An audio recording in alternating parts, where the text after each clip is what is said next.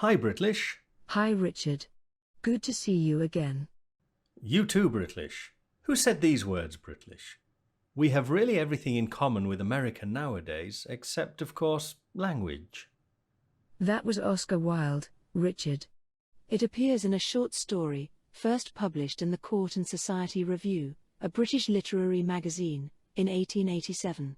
In The Canterville Ghost, the narrator says of Mrs. Otis, indeed, in many respects, she was quite English, and was an excellent example of the fact that we have really everything in common with America nowadays, except, of course, language. Thank you, Britlish. I guess Wilde was referring to the fact that American and British English have some striking differences. Yes, Richard. Take cars for instance. In British English you call the front part of the car covering the engine the bonnet. And in American English? In American English you'd call it the hood. And in American English you'd call the back of the car where you carry things, the trunk. Ah, yes. In British English we call that the boot. There are other words in American English for things like a baby's nappy, a tap, and a dustbin too, aren't there? Yes, Richard.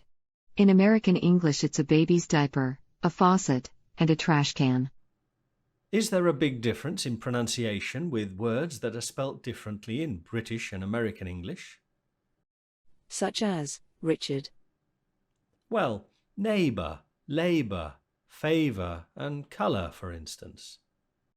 In American English you would say neighbor, labor, favor, and color. What about a lift, a loo, and a flat?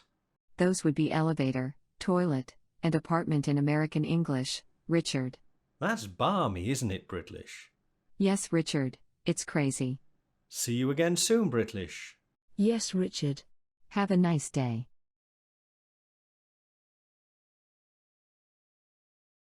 Hi, Britlish. Hi, Richard. Good to see you again. You too, Britlish. Who said these words, Britlish? We have really everything in common with America nowadays, except, of course, language. That was Oscar Wilde, Richard. It appears in a short story, first published in the Court and Society Review, a British literary magazine, in 1887.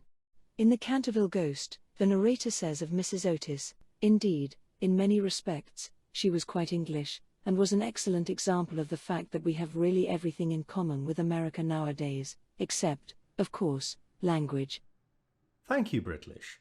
I guess Wilde was referring to the fact that American and British English have some striking differences. Yes, Richard. Take cars for instance. In British English you call the front part of the car covering the engine the bonnet. And in American English? In American English you'd call it the hood. And in American English you'd call the back of the car where you carry things, the trunk. Ah, yes. In British English we call that the boot. There are other words in American English for things like a baby's nappy, a tap, and a dustbin too, aren't there? Yes, Richard. In American English it's a baby's diaper, a faucet, and a trash can. Is there a big difference in pronunciation with words that are spelt differently in British and American English? Such as, Richard. Well, neighbour, labour, favour, and colour, for instance.